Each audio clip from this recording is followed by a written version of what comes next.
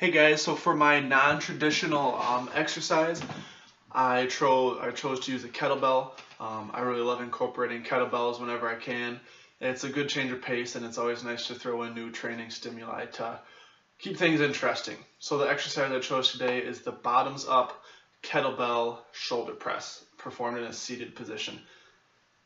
So the reason why I like doing the bottoms up approach for this is because it requires extra stability as compared to just a regular shoulder press with a kettlebell or a dumbbell. So the stability is why this is a beneficial lift and why it's advantageous to do the bottoms up approach as opposed to just holding the kettlebell in a pronated regular grip position. So again, stability. So when you're holding the kettlebell in a bottoms up position, you're not only working the deltoid, you're not only working it while you're flexing it and building strength that way, but you're also building strength in the rotator cuff muscles, since one of their main jobs is to just stabilize the glenohumeral joint.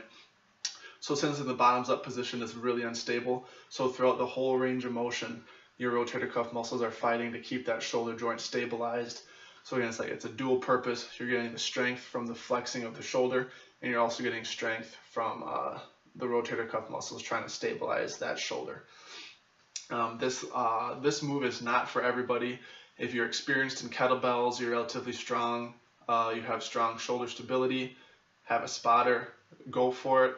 But if you're new to weightlifting, new to kettlebells, a little weaker in the shoulder stability, I don't recommend doing this, because if you get up here and you're doing the bottoms up approach and you lose grip or you lose strength and your kind of shoulder goes out or the kettlebell falls, it could land on your head, and obviously that could be catastrophic, so you wouldn't want to do that. So just be cautious of who you are and where you are when you're doing this, and be smart about it. Okay, so for the bottoms up kettlebell shoulder press, we're going to do it in a seated position. So what you want, you can't see my feet, but you want your feet to be flat on the ground, firm stance, feet driving into the ground. You also want your butt on the chair, and then you want your shoulder blades glued to the back of the bench or chair that you're sitting in. So again, there's 5 points of contact there, both shoulder blades, your butt, and both of your feet. So from that starting position, you don't want anything to move. You don't want to move side to side. You want to keep all those points of contact in the same spot. So to start with the bottoms up kettlebell shoulder press, we got to get the kettlebell into the bottoms up position. So 2 ways to do that. You can either swing it up into the bottoms up position, or you can pick it up off the ground and use the hand that's not working to get it into the starting position. So this is the starting position, and what you want to do first is right away you just want to flex the deltoid, flex the shoulder, and this will allow you to push the weight up. And again, you want a straight path line up, so I'm pushing straight up. I'm not pushing forward and up, I'm not pushing sideways, not pushing back. I'm just pushing straight up. So again, I'm flexing the shoulder, pushing straight up. I push straight up until my elbow is fully extended, and then I do that same motion coming back down. Follow that same path line back down. Doing the bottoms up approach, it is important to keep the wrist firmly locked and in the neutral position. You don't want it to turn like this, because obviously if it turns like that, it's really easy for the kettlebell to slip. So you just want this in a wrist in the neutral position. And the grip for this, you want a neutral grip and a closed grip. So neutral and closed grip for this.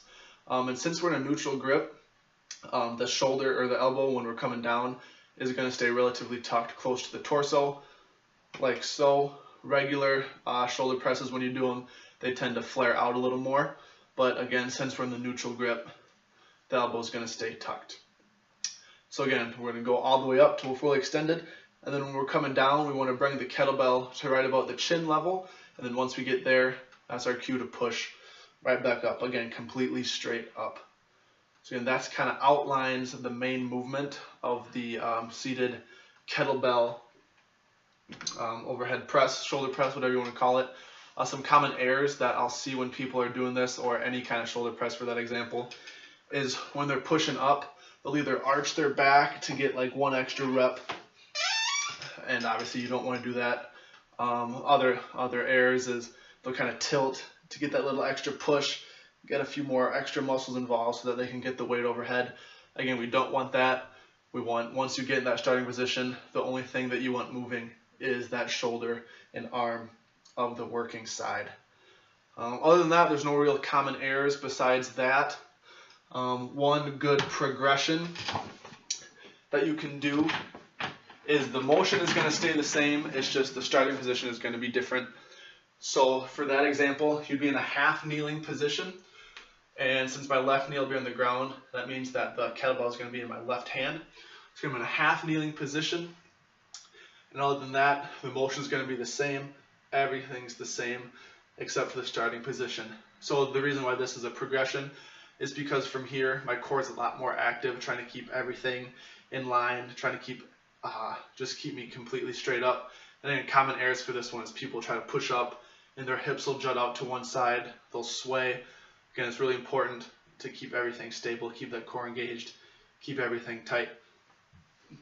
And one regression from the bottoms up press is to just do a regular pronated grip, closed grip, military press, or shoulder press. And again, you can do this from sitting, standing, or doing the half kneeling. But again, just taking the bottoms up out of the picture would be the regression. And that's all I have about the bottoms up kettlebell shoulder press.